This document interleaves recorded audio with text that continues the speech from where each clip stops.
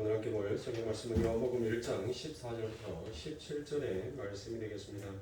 요한복음 1장 14절부터 17절의 말씀입니다. 14절부터 17절의 말씀 함께 봉독합니다. 14절입니다. 말씀이 육신이 되어 우리 가운데 거하심에 우리가 그의 영광을 보니 아버지의 독생자의 영광이요 은혜와 진리가 충만하더라. 요한이 그에 대하여 증언하여 외쳐 이르되 내가 전에 말하기를 내 뒤에 오시는 이가 나보다 앞선 것은 나보다 먼저 계심이라 한 것이 이 사람을 가리킴이라 하니라. 우리가 다 그의 충만한 데서 받으니 은혜 위에 은혜로라. 율법은 모세로 말미암아 주어진 것이요 은혜와 진리는 예수 그리스도로 말미암아 온 것이라. 아멘. 자, 은혜와 진리다라는 이 말씀을 가지고 오늘 이제 마지막 시간을 갖도록 하겠습니다. 그래서 우리가 지난 시간에 함께 무슨 말씀을 나누었는지 여러분들 혹시 기억하십니까? 그래서 간단하게 지난 시간에 했던 큰 틀만 여러분들과 함께 나누고 오늘 마지막 말씀을 함께 살펴보도록 하겠습니다. 그래서 제 지배 아래 있는 바로 성도에게는 나타나는 증상들이 있다라고 제가 말씀을 드렸죠. 그 첫 번째가 바로 무엇입니까? 제 지배 아래 있는 성도는 스스로 기꺼이 하나님의 말씀을 통해서 영향력을 받으려 하지 않더라는 것입니다. 그리고 두 번째로 제 지배 아래 있는 성도는 죄책의 인식에 거의 영향을 받지도 않습니다. 그리고 세 번째에 죄의 지배 아래 있는 성도는 다른 사람들의 죄를 전혀 아파하지 않더라는 것입니다. 그리고 네 번째로는 자기를 향한 하나님의 불쾌감이나 아픔을 인식하는 그 마음에 신령한 자각들이 전부 다 사라져버리게 되더라는 것입니다. 그리고 다섯 번째로 죄의 지배 아래 있는 성도는 특정한 악에 대해 계속적으로 상상을 하게 되어 있습니다. 그러니까 생각 속에서 죄를 짓게끔 되어 있더라는 것입니다. 그리고 여섯 번째로 죄의 지배 아래 있는 사람은 죄의 죽임의 방편들을 소홀히 하더라는 것입니다. 그러니까 즉 이 말은 내가 왜 죄를 죽여야 돼? 내 삶에 전혀 죄가 내와 함께 있어도 전혀 불편할 것이 없는데 굳이 이 죄를 죽여야 하나? 그런 수고를 해야 하나라고 이렇게 인식을 하고 생각을 하더라는 것입니다. 그래서 우리가 민주 오브 크리스트에서 은혜의 수단이 바로 무엇인지 여러분들과 함께 나누었습니다. 그러면서 성도가 죄의 지배를 받고 있을 때 어떻게 대처를 해야 되는지에 대해서 여러분들과 함께 말씀을 나누다가 지난 시간에 시간이 다 하지 못하여서 마친 것으로 알고 있습니다. 그래서 그 첫 번째가 우리가 죄의 지배를 벗어나기 위해서는 우리가 그 죄와 맞서 싸워야 한다라고 말씀을 드렸습니다. 그런데 그 죄와 맞서 싸우기 위해서는 반드시 필요한 것이 무엇이 필요하다고 했습니까? 그 죄에 대한 정확한 지식이 필요하다는 것입니다. 그러니까 나의 영적인 상태가 지금 어떠한 상태인지를 정확하게 체크를 하지 못하고 그 죄와 맞서 싸운다는 것은 여러분들 그것은 어불성설이 되는 것과 똑같은 것입니다. 그리고 자신이 죄의 지배 아래에 있다는 것을 확인되었을 때 바로 무엇을 생각하시면 되냐면 예수 그리스도를 깊이 생각하시면 된다라고 말씀을 드렸습니다. 이게 지난 시간 저와 여러분들이 함께 나누었던 말씀입니다. 그리고 오늘 그 마지막이 바로 자신이 죄의 지배 아래에 놓여 있다는 것이 확인이 되면 자신으로 하여금 그렇게 죄 가운데 살도록 돕는 삶의 환경을 정비하고 정돈해야 할 필요가 있더라라는 것입니다. 그러니까 즉 이 말을 더 성도님들에게 이해하기 쉽게 제가 말씀을 드리면 여러분들 제가 위가 안 좋았죠. 위가 안 좋아서 참 고생을 굉장히 심하게 많이 했습니다. 그래서 또 생애 처음으로 뭐 조직 검사를 했는데 의사인 동생이 얼굴이 그렇게 울그락불그락 찌푸러지면서 좀 심각하게 생각해. 별로 지금 상황은 안 좋아라는 그 말이 아니 왜 그렇게 귓전에서 계속 맴돌던지. 그래서 속으로는 그냥 겉으로는 태연한 척 했는데 속으로는 애끓는 심정이 빨리 결과가 나와서 차라리 암이어버리면 그냥 일찌감치 마음가짐을 얻는 먹고 이거에 대해서 대처를 해야 되겠구나라고 생각을 하는데 그 기다리는 시간까지가 너무 초조하더라고요. 암이 아니겠지. 아닐 거야 라고 생각을 하면서 지냈던. 그러면서 무엇을 하게 됐냐면 제가 그 전에 해왔던 그 모든 식습관들을 바꾸기 시작하더라고요. 한순간에 그 위가 나빴던 위가 좋아질 수는 없었습니다. 그래서 일단 내가 제일 먼저 해야 될 것 중에 순번을 정해놓고 그 첫 번째가 바로 커피였어요. 제가 커피를 예, 하루에 17잔, 18잔을 마셨어요. 하루에. 거의 뭐 믹스커피도 마셨지만은 집에 있을 때는 이제 믹스커피가 없으니까 설탕이랑 프림이랑 해가지고 커피를 그렇게 아마 여러분들이 드시는 커피 3잔 양밖에 안 될 거예요. 왜냐면은 설탕을 5수저를 넣고 커피를 3수저를 넣고 1.5리터 병에다가 그냥 뜨거운 물 부어서 그렇게 해가지고 마셔요. 그냥 보리차 마시듯이 옆에다 놓고 아예 그냥 매번 타갖고 마시기가 귀찮으니까 아예 통째로 끓여가지고 설교하는 책상 위에다 올려놓고 목마르면 그냥 쭉 따라갖고 마시고 목마르면 따라갖고 마시고 그 정도로 그렇게 마셨어요. 그래서 안 되겠다 싶은 거예요. 이렇게 마시다가는 정말 내가 정말 무책임한 행동을 하고 있는 거구나. 내가 내 건강을 지키지 못해서 하나님께서 그렇게 오랜 세월을 기다리시고 하나님의 교회를 세워놓으셨는데 내가 내 건강을 지키지 못함으로 인하여서 이 교회가 잠시 혼란에 빠진다면 나는 하나님의 일을 해방하는 자가 되는 거구나. 내가 그토록 강대상에서 하나님의 영광을 돌려야 된다라고 그렇게 부르짖었던 내가 지금 내 하는 행동은 오히려 하나님 앞에 영광을 돌리는 것이 아니라 하나님 앞에 하나님의 일을 해방하는 자로 내가 마귀의 개수가 되어서 하나님의 교회를 흔들어버리는 자로 내가 서 있구나라는 생각이 딱 들다 보니까 삶의 모든 것들을 바꿔지게 되더라고요. 그래서 당장 그 커피는 한 번에 끊을 수가 없으니까 그래 최소한 하루에 한 잔만 정말 참다 도저히 먹고 싶어서 안 될 때 그때 딱 한 잔만 마시자라고 그 커피부터 당장 줄이기 시작했어요. 그리고 맵고 짠 음식 그 다음에 라면 같은 경우는 전혀 먹지를 않고 먹기 싫더라도 억지로라도 물 말아서 밥 먹었던 그것을 동치미 국물에다가 밥 말아서 먹는 것으로 바꾸고 나니까 엊그저께 검사를 했는데 검사 결과가 이제 완치가 됐다라고 그렇게 검사 결과가 나왔습니다. 보세요. 그 완치가 되기까지 4주 동안 굉장히 독한 약을 먹었었고 또 내 스스로가 그 위에 좋다라는 것들을 챙겨서 먹고 나쁘다는 식습관들을 전부 다 고쳐가면서 그것을 끊기까지 제 나름대로는 굉장히 많은 노력들을 했습니다. 바로 그거예요, 여러분들. 한 번 고장난 곳이 한순간에 좋아질 수는 없습니다. 거의 5주라는 시간 동안을 정말 그 엄청난 유혹들을 참아가면서 끊고 절제하고 참아가면서 그렇게 식습관들을 바꾸기 시작하니까 5주 뒤에 나타난 결과는 거의 깨끗할 사람의 정상적인 위처럼 그렇게 깨끗한 상태로 돌아왔더라는 것이에요. 바로 그거예요. 우리가 죄를 죽이기 위해서는 우리의 주변에 있는 죄를 짓게 만드는 그 요인들을 어떻게 해서든 제거하고 여러분들 그것을 정리정돈해야 할 필요가 있단 말이에요. 그러니까 지금 무엇이에요? 여러분들 인터넷은 참 좋은 거예요.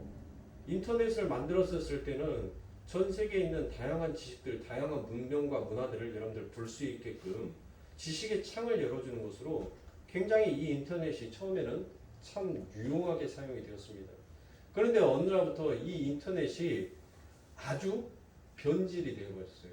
그래서 인터넷을 통하여서 무엇을 하냐면 음란 사이트에 들어가서 음란물들을 보기 시작하더라고요. 여러분들 그 음란물을 안 보기 위해서는 뭐 하면 돼요? 인터넷을 끊어버리면 되잖아요. 인터넷을 끊어버리면 뭘 할 수 있어요? 음란물을 안 보는 거예요.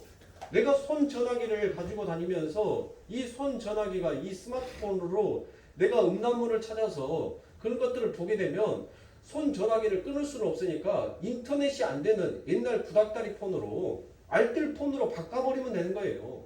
네? 그런데 이 죄가 주는 그 달콤함과 이 죄가 주는 그 힘이 얼마나 막강한지 그 편리함 속에 인간은 이미 길들여져 버려서 여러분들 그것들을 결코 정리정돈하려고 하지를 않더라는 것입니다. 여러분들 TV 얼마 좋아요? 저도 TV 좋아합니다. 그래서 때로는 한 번씩 영화를 보면 아 내일 아침에 새벽기도 가야 되는데 노래를 부르면서 TV를 보고 있어요. 왜냐하면 그 뒷 마무리가 마지막 영화의 그 마지막 편이 어떻게 끝나는지 그게 궁금해서 도저히 이 리모컨 빨간 버튼을 누르기가 싫은 거예요. 그래서 빨간 버튼에 손은 갖고 있으면서 아, 새벽기도 가야 되는데 하면서 누르지는 않고 눈은 계속 그걸 쳐다보고 있어요. 그것으로 인하여서 내가 새벽에 일어나서 하나님 앞에 기도하는 시간, 찬송하는 시간이 여러분들 줄어들거나 그것을 지키지 못하게 된다면 여러분들 무엇하면 돼요? TV 팔아버리면 되는 거예요. TV를 팔아버리면 되는 거예요. 이처럼 우리들의 삶 가운데 이 죄를 죽이기 위해서는 이와 같이 여러분들 우리들이 어떤 적극적이고 때로는 어떤 소극적인 이런 우리들의 행동의 변화가 있어야 된단 말이에요. 내 삶 가운데. 그런데 아무것도 하지를 않는다면 나는 지금 죄의 지배 아래에 있다라는 것을 여러분들이 생각하시면 돼요. 그것보다도 더 성도들이 여러분들의 삶의 환경을 바꾸는 데 있어서 더 적극적으로 해야 되는 것은 바로 무엇이냐면 여러분들이 은혜의 수단이 그 은혜가 여러분들에게 찾아올 수 있도록 여러분들이 스스로가 그 은혜를 찾아가야 하는 것입니다. 그래서 은혜를 아는 사람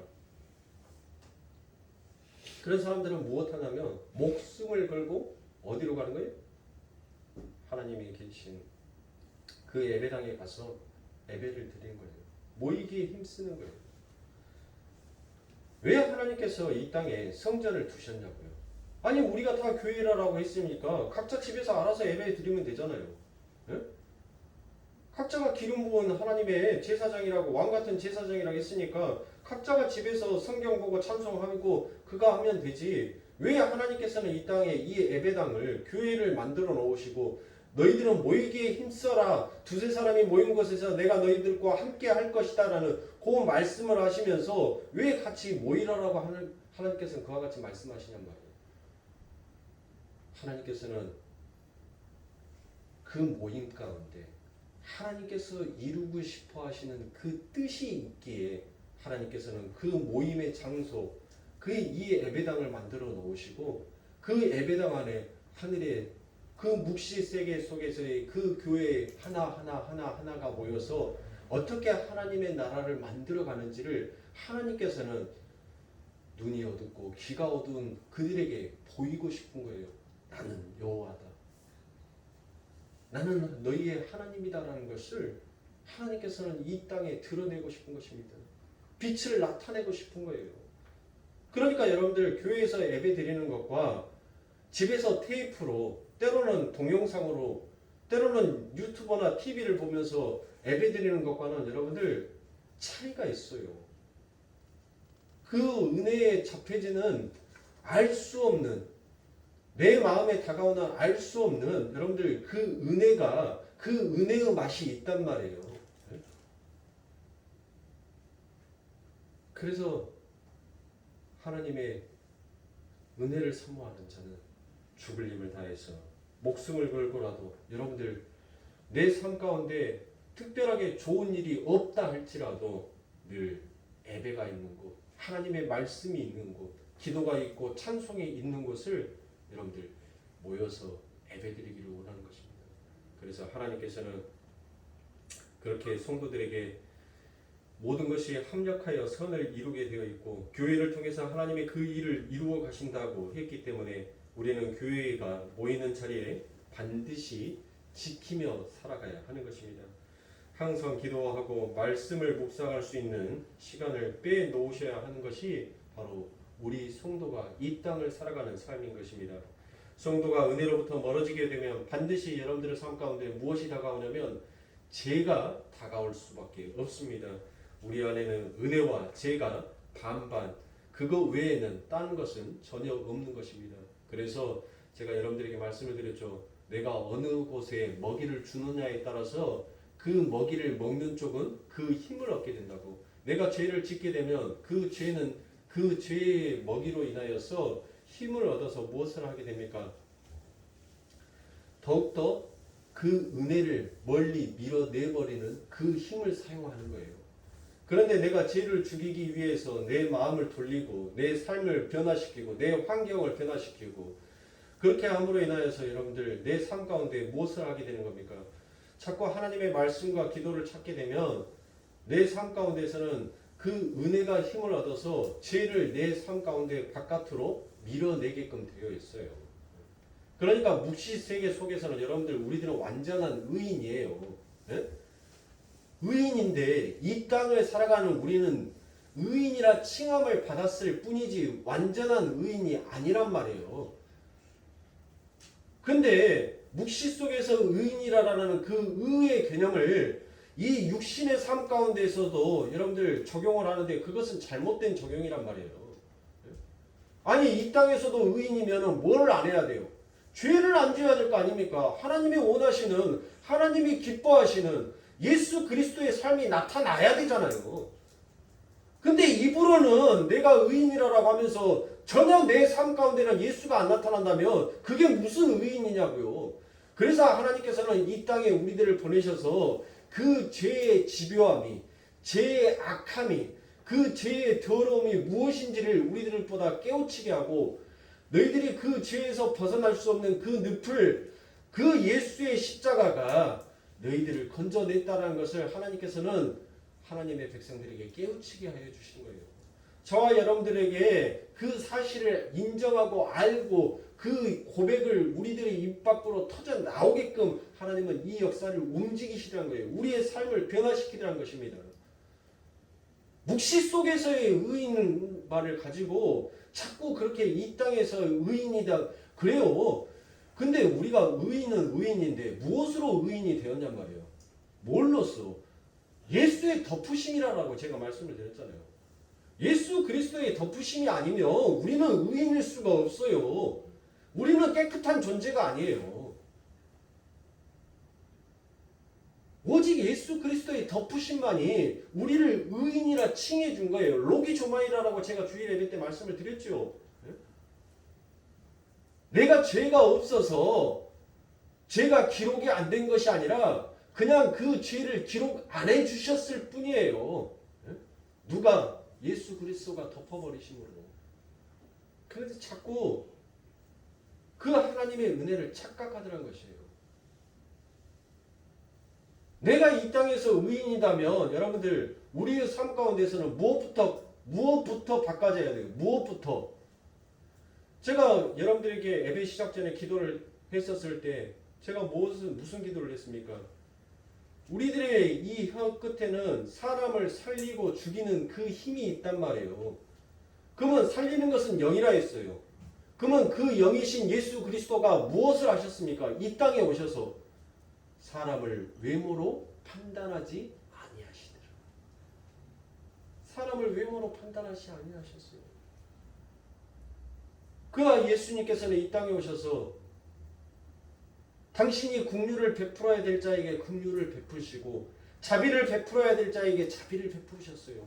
그가 이 세상에서 말하는 저놈은 쓰레기야, 저놈은 도둑놈이야, 저놈은 개맛도 못한 사람들이야 라고 그렇게 말했던 그들과 그 예수 그리스도가 그들의 외모를 보지 아니하시고 그들의 마음, 심중을 보시고 찾아가셔서 말씀하시던 거예요.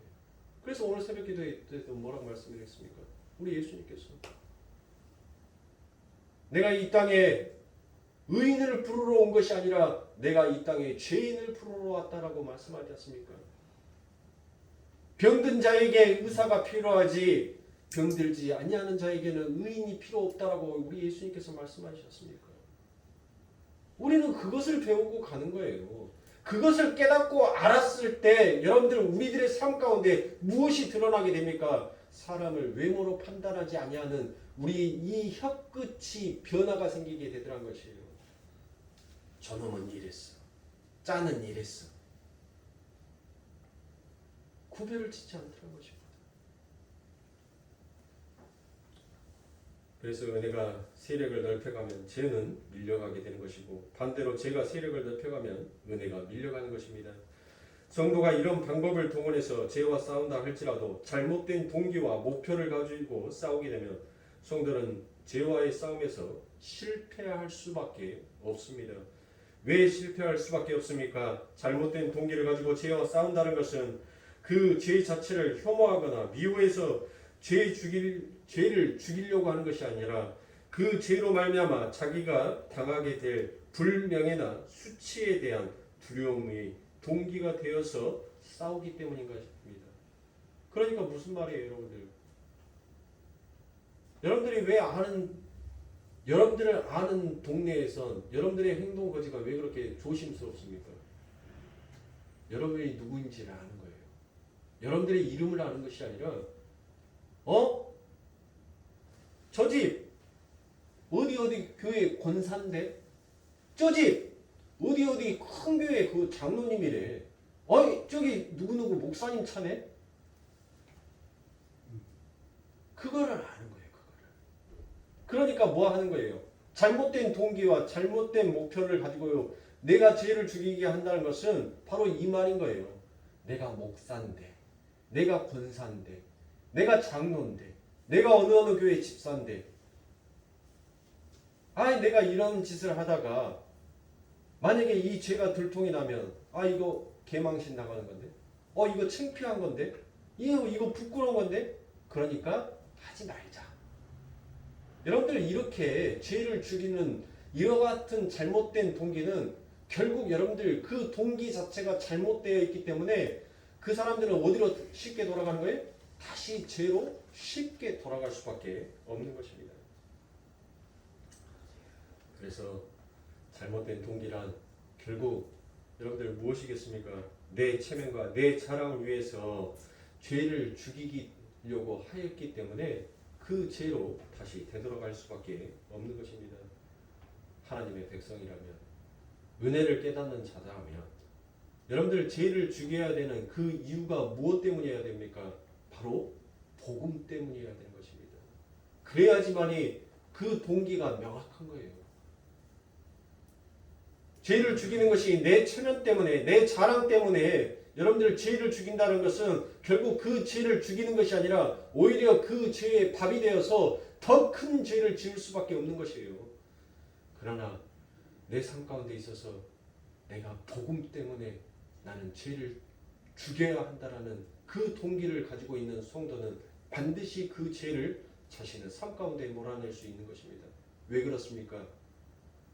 내가 얼마나 하나님 앞에 큰 죄를 지은, 내가 하나님 앞에서 얼마나 큰 죄인인지를 인지한 자는 나 때문에 그 예수가, 나 때문에 그 하나님께서 하나밖에 없는 그 독생자를 이 땅에 보내셔서 나같이 못난 놈을 살려내기 위해서 하나님은 그 엄청난 계획을 세우셨고 지금도 참고 인내하시면서 하나님은 긍휼을 베푸시는 하나님인데 내가 어찌 나를 사랑한다라고 고백하고 내게 그렇게 은혜 베풀어 준 자의 마음을 다시 한번 내가 칼로 도려내는 그와 같은 아픔을 줄 수 있을까라는 그와 같은 인식을 하는 자는 반드시 자신의 삶 가운데 죄를 죽이게끔 되어 있더라라는 것입니다.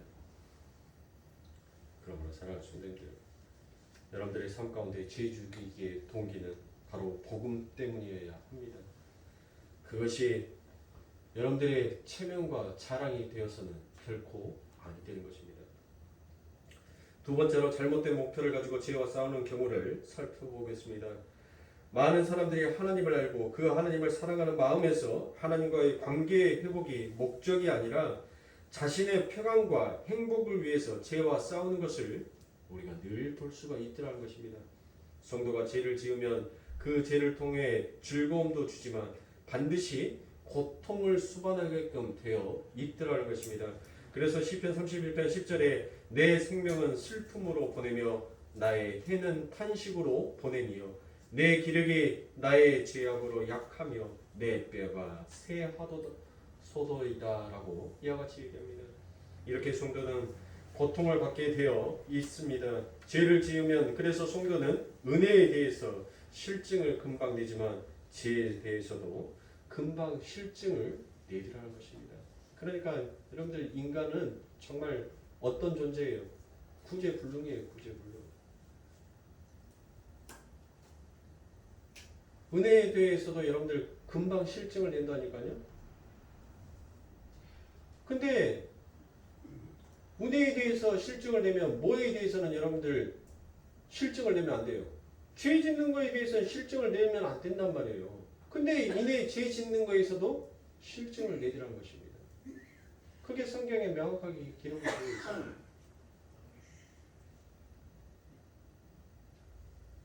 다말을 너무너무 사랑해서 그 다말을 한 번만 품을 수만 있다면, 그 다말을 한 번만 안아볼 수만 있다면, 오직이 그 마음이 간절했던지 여러분들 뭔 병에 걸려요? 상사병에 걸립니다. 그래서 그 아버지가 그 다말에게 아휴 쟤한테 만난 것 좀 먹여서 해주라라고 얘기를 했더만 이 죄라는 놈이 뭐를 해요? 그동안 지 마음속에 억눌려왔던 자기의 체면과 자기의 자랑 때문에 자기의 명성 때문에 눌러왔던 그 죄를 결국은 폭발해서 드러내죠. 그리고 결국은 다말을 안아버립니다. 다말을 안고 나서 여러분들 어때요? 그의 즐거움을 만끽하고 나니까 곧장 그 다말이 뭐 하더라는 거예요? 너도 똑같은 여자였구나 하고 실증을 내버리더라는 것이죠. 이게 인간이에요. 이게 사람의 실체란 말이에요. 그래서 범죄한 사람에게는 늘 평강이 지속이 될 수가 없습니다. 죄를 짓는 순간에도 더 이상 평강을 바라지 않을 정도로 순간적인 즐거움이 있지만 그 즐거움이 지나고 나면 그 다음에는 잠시 누릴 죄의 즐거움보다 몇 배나 커다란 혼란이 밀려오기 때문이더란 것이에요. 그러니까 목적과 동기를 명확히 하고 죄 죽이기를 임해야 하는 것입니다. 우리는 우리의 죄를 죽여서 하나님 앞에 순전하고 아름다운 사람이 되는 것입니다. 우리의 마음의 평강과 평안을 위해서가 아니더라는 것이에요. 그래서 복음 앞에서는 우리는 완전히 없어져야 합니다. 오직 예수 그리스도만 남아야 하는 것이며, 그래서 성경에서는 먹든지 마시든지 하나님의 영광을 위해서 우리들보다 살라라고 그와 같이 얘기합니다. 누구를 위해서라고요? 하나님을 위해서, 하나님의 영광을 위해서 죄도 죽이라라고 우리들에게 명령하여 주신 것입니다. 베드로후서 2장 20절부터 22절에 보면 만일 저희가 우리 주 대신 구주 예수 그리스도를 알므로 세상의 더러움을 피한 후에 다시 그 중에 얽매이고 지면 그 나중 형편이 처음보다 더 심하리니 의의 도를 안 후에 받은 거룩한 명령을 저버리는 것보다 알지 못하는 것이 도리어 저에게 나으니라. 참 속담에 이르기를 개가 그 토하였던 것에 돌아가고 돼지가 씻었다가 더러운 구덩이에 도로 누웠다 하는 말이 저희에게 응하였도다라고 되어 있습니다. 여러분들 무엇이더라고 얘기합니까? 개가 그 토하였던 곳에 돌아갔다는 것이 도대체 무슨 말이냐고요.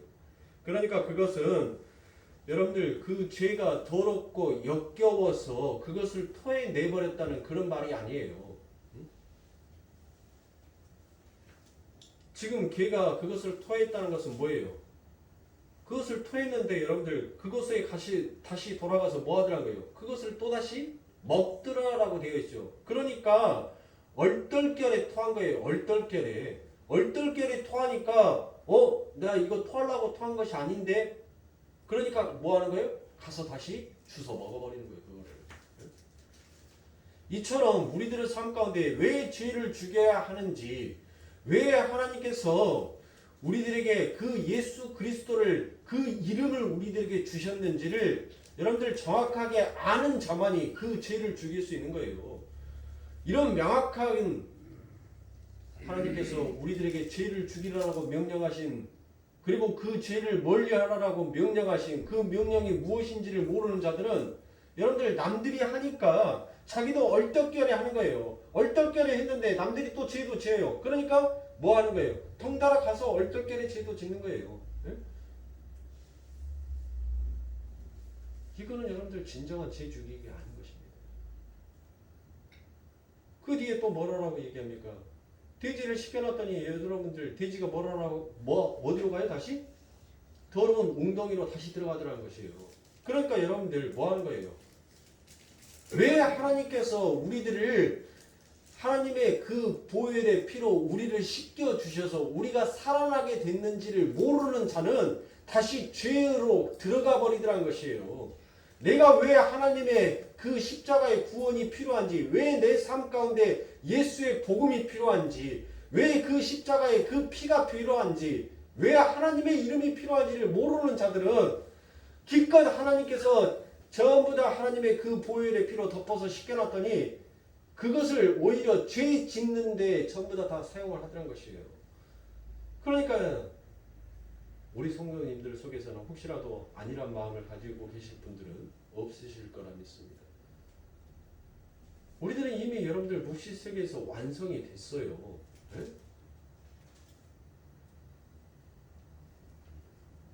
우리가 이 땅에서 어떤 죄를 짓는다 하더라도 여러분들 그 하나님께서 우리들에게 구원하신 그 구원의 손길은 여러분들 바뀌어요, 안 바뀌어요? 바뀌지 않는단 말이에요. 바뀌면 그게 하나님이냐고요. 일부 이어나는 것은 누구도 할 수 있어요? 우리도 할 수 있어요. 우리도. 그런 하나님을 우리가 왜 섬기냐고요. 묵시 속에서 완성된 우리의 모습은 여러분들 바뀌어요, 안 바뀌어요? 안 바뀐단 말이에요. 그런데 이 땅을 살아가는 우리들은 여러분들 뭘 하는 거예요? 왜 묵시 속에서 완성시킨 그 하나님의 뜻이 무엇인지를 깨닫고 가는 거예요. 깨닫고. 그래서 우리의 걸음이 뭘로 가는 거예요? 늘 죄를 짓고 걸어가는 삶인 것 같지만 결국 의를 향하여서 걸어가는 그 걸음으로 바뀌게끔 되어 있어요. 누가 우리를 놔주지 않으니까. 예수 그리스도를 놔주지 않으니까. 예수 그리스도의 그 말씀이 우리를 놓아주지 않는단 말이에요. 제가 약속이라는 말씀을 드렸죠. 네. 묶을 양, 묶을 소. 우리를 묶어버리는 거예요. 묶어서 우리가 우리 스스로 우리를 묶은 것이 아니라 예수 그리스도의 그 말씀이, 예수 그리스도의 그 생명이 우리를 묶어버렸단 말이에요. 그리고 묶어서 끌고 가는 거예요. 내가 예수를 알기 전에는, 내가 예수님을 믿기 전에는 내 마음대로 그 끈이 묶어져 있지 않으니까 내 마음대로 내가 가고 싶은 대로 다녔지만, 내가 예수 그리스도를 나의 구주로 인정하고 고백하여서 그분을 찬양하는 순간 내 삶은 이제 내 것이 아니라 그분의 것이 되어버렸단 말이에요. 그러면 이제부터 막 살아도 되네? 그게 바로 잘못된 동기라고. 그게 하나님의 은혜가 무엇인지를 깨닫지 못하는 자들의 삶 가운데 나오는 행동이라는 것입니다. 진짜 은혜를 알면, 진짜 하나님의 복음을 알면 그리로 갈 수가 없어요. 그래서 하나님께서는, 제가 조금 이따가도 말씀을 드리겠지만, 그래서 하나님께서는 우리들을 이 땅 가운데 두신 거예요. 죄를 짓게끔도 하시고 하나님의 그 하늘의 의가 무엇인지를 우리들의 삶 가운데 드러내기도 하시는 거예요. 그래야지 그 더러운 것들을 끌어낼 수가 있으니까.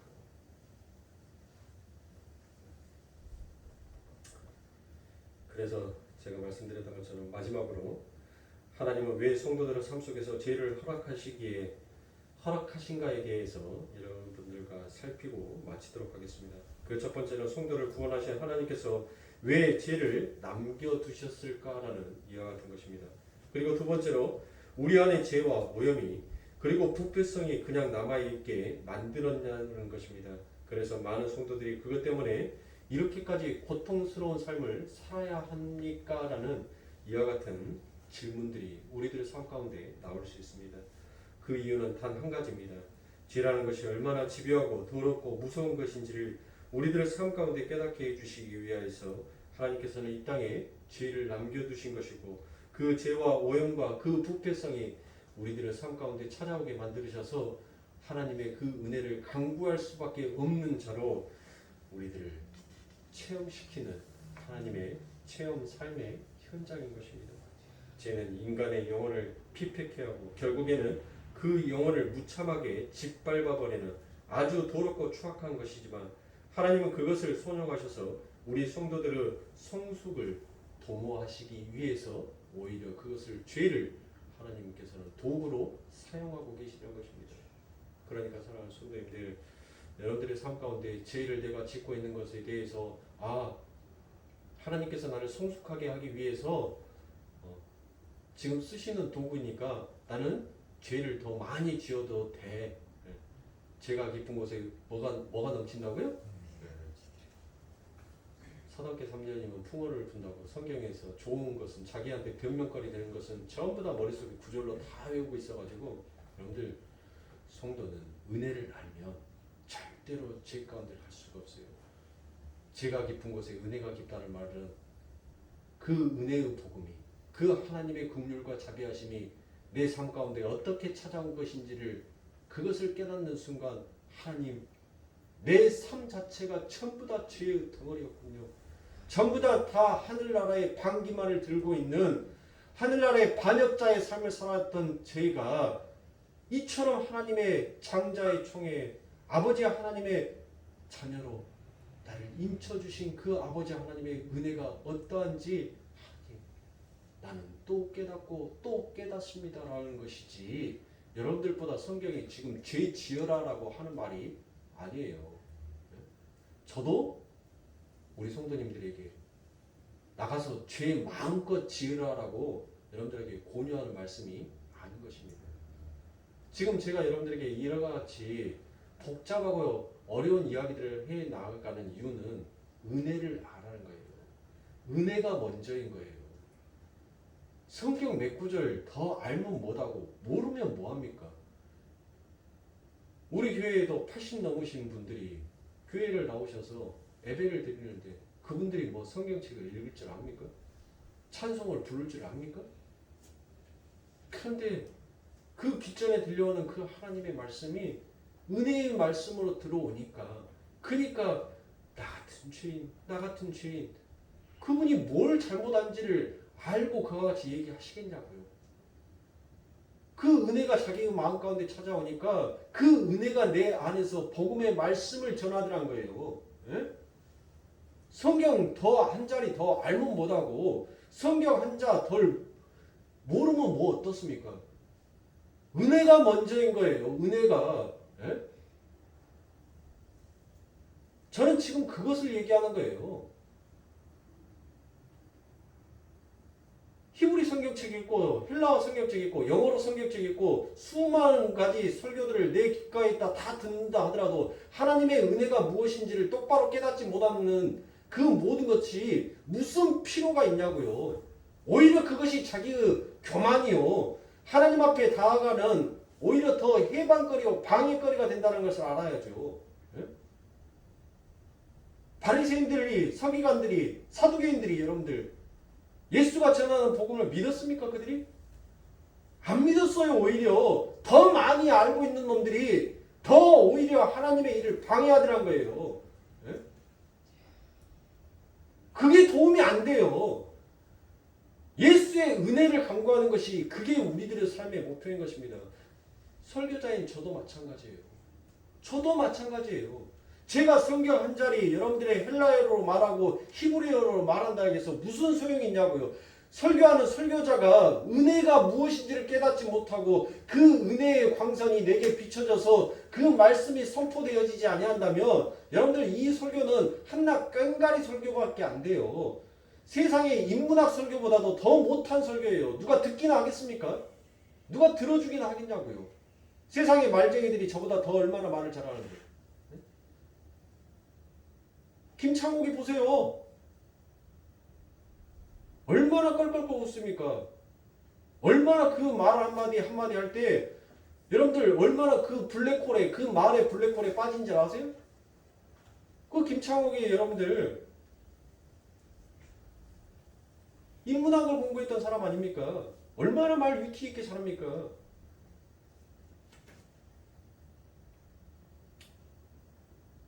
우리는 성경에 담겨져 있는 해박한 지식을 알기 위해서 이 자리에 온 것이 아니에요. 예수 그리스도의 은혜가 무엇인지, 그 예수가 나에게 도대체 무슨 일을 했는지 그것을 알기 위해서 이 자리에 모인 것입니다. 그것을 알았을 때 우리는 드디어 우리들 삶 가운데 그 아버지 하나님의 일하심이 얼마나 큰지를 깨닫게 되는 것입니다. 그래서 하나님은 성도로 하여금 죄와 싸우게 하심으로 해서 성도의 성숙의 유익을 만들어내시고 은혜를 넘치게 하기 위해 우리에게 죄를 잔존하게 하신 것입니다. 그 죄가 우리에게 은혜를 가져다 준다라는 것이지 우리가 너무나 사랑하는 그 죄가 우리에게 은혜를 가져다 준다는 것이 아니더란 것입니다. 그래서 로마서 5장 20절에 보면 율법이 가입한 것은 범죄를 더하게 하려 함이라 그러나 죄가 더한 곳에 은혜가 더욱 넘쳤나니라고 되어 있습니다. 여기서 가입하다라고 되어 있는 것이 바로 헬라어로 팔레이 셀때입니다. 이 팔레이 셀때라는 것은 추가로 들어오다라는 것과 같은 뜻입니다.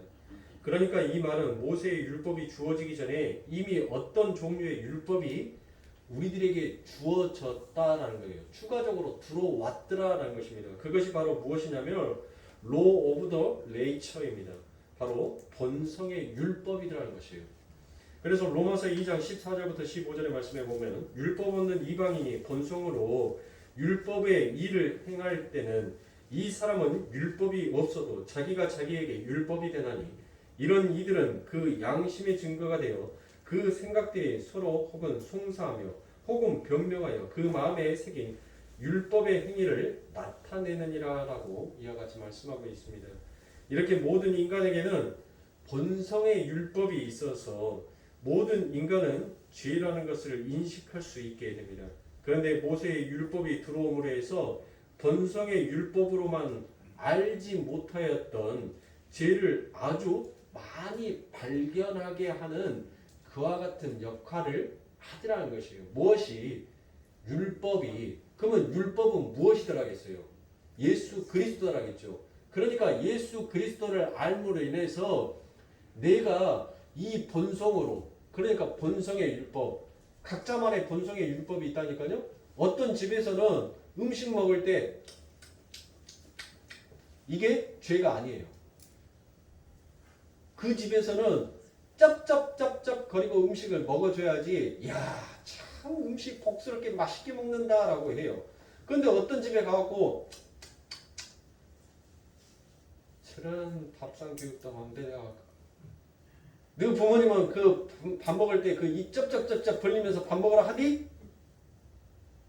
하고 어떤 데는 싫어하는 거예요. 이게 본성의 율법이란 말이에요. 그러니까 어디에 가서는 그게 선인데 어디에 가면 그게 죄가 되는 거. 이게 본성의 율법이에요. 그 율법들을 인간은 하나님의 율법이 주어지기 전에는 전부 다 가지고 있어요. 지금 우리도 갖고 있어요. 나는 저렇게 하는 것이 나는 내가 눈에 봤을 때는 선한 거 저 정도는 통용할 수 있어. 저 정도는 할 수 있는 거야. 예? 그런데 다른 사람의 눈에서 보면은 뭐예요? 그게 죄인 거예요. 저는 우리 성도님들, 남자 성도님들은 악수하고 여자 성도님들은 어깨 한 번씩 이렇게 하면서 나오셨어요. 잘하셨습니다. 이렇게 스킨십 한 것이 저는 좋아요. 그런데 다른 사람이 보면 그걸 뭐라고 하냐면 거룩교회 목사는 성도들 전부 다 팔 만지면서 성추행하더라. 이렇게 된다니까요. 이게 본성의 율법이라고요. 이렇게 율법을 가지고 있었는데 율법이 정리가 안 됐잖아요. 정리가 안 된 것을 하나님께서는 정리를 시키는 거예요. 야, 너무 너희들 중구난방으로 이것이 죄다 이것이 선이다라고 너희들 그거 하지 말고 선은 이게 선이고 이게 죄라는 것을 하나님께서 그 기준점을 만들어 놓은 것이 그게 바로 율법이에요. 율법. 근데 그 율법을 딱 쪼개고 보니까 그 율법 안에 누구를 가리키고 있는 거예요? 예수를 가리키고 있더란 거예요. 그러니까 은혜를 깨닫게 되니까 뭐 하냐는 거예요. 내가 하나님 앞에 본성으로 지었던 죄 말고도 너무나 헤아릴 수 없을 만큼 내가 엄청나게 많은 죄를 지었구나라는 것을 깨닫고 알게 되는 것입니다. 그래서 사랑하는 성도님들, 싸움이 없는 곳에는 여러분들 절대로 은혜가 능력을 발휘할 수가 없습니다. 내가 그 죄와 맞서 싸우기 위해서는 내가 얼마나 죄인인지를 깨닫고 알아야죠. 그래야지만이 내 상태가 어떠한 상태인지를 아는 자가 그 죄를 정확하게 몰아낼 수 있을 거 아닙니까? 제가 위가 아팠었을 때 무엇 때문에 위가 안 좋았다는 것을 내 식습관을 보니까 알았잖아요. 아니 끼니 때 삼시세끼 시간 맞춰서 밥을 챙겨서 먹어야 되는데 밥을 안 먹어요. 밥을 안 먹고 설교 준비한다고 매일 커피만 마셔요. 빈속에 그것도. 그러고 난 다음에 헐레벌떡 이제 그때서 이제 기진맥진 배고프니까 라면 먹어요. 라면 먹고 난 다음에 시계 보니까 얘기 또 데리러 가야 될 시간이에요. 그러니까 뭔 소화가 되겠어요? 뭐가 힘이 되고 에너지가 되겠어요? 그래서 안 되겠다. 커피부터 인스턴트 모든 식품들을 전부 다 끊자. 이게 제일 첫 번째다. 그리고 두 번째 하나씩 습관을 바꿔보자. 아침밥이 너무 이른 아침에 밥을 먹기 싫으면 아침과 점심 먹는 시간을 그래 조금 조율을 해서 한 10시나 11시 정도에 아침 겸 점심을 먹고 아이 바래다 줄로 가면서 아이 학원 갈 시간에 잠시 분식집에 가서 김밥이라도 한 줄 사서 그렇게 해서 먹고 그렇게 해서 시간을 좀 조율해서라도 어떻게 해서든지 간에 삼시세끼를 잘 챙겨서 먹자. 자, 지금 내 상태에 대한 진단을 했어요 안 했어요? 진단을 하고 그 진단에 나온 결과대로 행위로 했죠. 그렇게 하니까는 여러분들 그 행위가 결국은 나의 건강을 회복시켜 주더라는 것이에요. 여러분들의 영적인 상태를 정확하게 체크를 하시고 난 다음에 하나님 내게 힘을 주세요. 내가 어떠한 부분은 하나님의 말씀으로 잘 설 수 있을 것 같은데 하나님 이러이러한 부분들은 하나님 내가 너무나도 약해요. 그리고 그것조차 시도조차도 해보려고 하지 않았어요. 하나님 내가 발견하지 못하는 또 그와 같은 죄들이 있다면 하나님의 능력으로서 그 죄를 능히 이길 수 있게끔 도와주세요라고 그렇게 하나님 앞에 간구하였었을 때 그 간구함이 여러분들 능력이 되고 힘이 되어서 내 삶 가운데 그 죄를 몰아내더라는 것이에요. 그런데 싸우려고 하지도 않는데 여러분들 내 안에서 무슨 능력이 나타나요? 감나무 밑에 누워 있어가지고 누가 하나 발로 한번 뻥 차주겠지를 바라는 것과 똑같은 거 아닙니까? 그 감이 여러분들 내 입으로 떨어질 수 있다는 거 누가 장담해요? 네? 덜 익은 땡감이 내 눈탱이를 때릴 건지 누가 알 거냐고요. 안 그래요? 싸워야 되는 거예요. 강구해야 되는 거예요. 그래서 우리 예수님께서 너희들이 무엇을 먹든지 마시든지 아버지의 영광을 위해서 구하라고 얘기를 하시지 않습니까? 헛된 거 구하려고 하지 마세요, 여러분들. 여러분들이 은혜 가운데 그 삶을 살게 되면 여러분들 삶 가운데 여러분들의 문제들은 자연스럽게 해결이 된다니까요. 아니 하수관이 막혀 있는데 그 하수관 여러분들 쬐깐한 철사로 여러분들 그거 구멍 된다고 해서 여러분들 그 하수 구멍이 뻥 아니고 뚫리냐고요. 어디가 막혀 있는지도 모르고 여러분들 철사만 쑤셔 댄다라고 여러분들 그것이 뚫려요? 안 뚫려요. 정확하게 어디가 막혀 있는지를 알아야지 그것을 뚫을 수 있습니다. 한 번 뚫려 있는 여러분들 그 배수관이 여러분들이 거기에다가 엄청난 죄를 지어서 막 갖다 집어넣지 않는 이상은 여러분들 막혀요 안 막혀요? 다시 안 막혀요. 한 번 뚫린 물줄기는 여러분들 시원하게 흘러내려가요. 한번 해보시란 말이에요. 여러분들의 삶 가운데 문제로 지금 어디 순간에 여러분들의 삶 가운데 딱 막혀있는 부분이 있다면 여러분들 하나님의 은혜를 구해보세요. 그 죄 죽이기를 먼저 해보세요. 내가 하나님의 그 십자가에 바로 쓰는 순간 여러분들의 삶 가운데 문제는 여러분들 시원하게 뚫리는 그 하수관처럼 뻥 하고 뚫려지게끔 되어 있어요. 지금 그 하수관이 막혀있는 것은 누구 때문에 막혀있는 거예요? 나 때문에 막혀있어요. 나 때문에. 다른 사람 탓하지 말란 말이에요. 나 때문에 막혀있는 거예요. 내가 지금 하나님 앞에 제대로 서 있지 못하니까 그 관이 꽉 막혀있는 거예요. 나만 하나님 앞에서 바로 서면 그 관은 여러분들 한순간에 시원하게 뻥 뚫리게끔 되어 있어요. 세상의 문제들을 여러분들 너무 타이레놀을 먹어가면서까지 너무 힘들어하고 아파하지 마시고 영적인 문제를 먼저 해결하세요. 우리 믿음의 사람 아닙니까? 아니 여기가 세상의 사람이라면 제가 시사주 받을게요. 예? 제가 쌀 몇 개 좀 뿌려서 시사주 받을게요. 여기가 세상이라면 응? 우리는 세상에 속한 자가 아니라 하늘에 속한 자잖아요. 그러면 우리들의 문제를 우리들의 삶에 나타나는 문제는 세상으로 푸는 것이 아니라 하늘의 것으로 풀어야죠.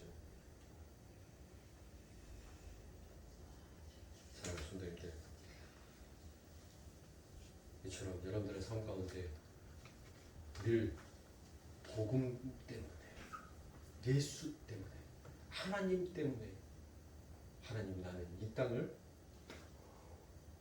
당신에게 영광을 돌리기 위해서 살아갈 수밖에 살아야 합니다. 제가 전자에 말씀드렸잖아요. 하나님 말씀을 가지고 강단에 섰는데 내 스스로가 내 잘못으로 내가 지은 죄로 내 벌로 하나님 교회를 흔들어 버리고 있는 내 죄가 더 큽니다. 그것을 하나님 앞에 고백을 했어요. 하나님이 세우신 교회를 하나님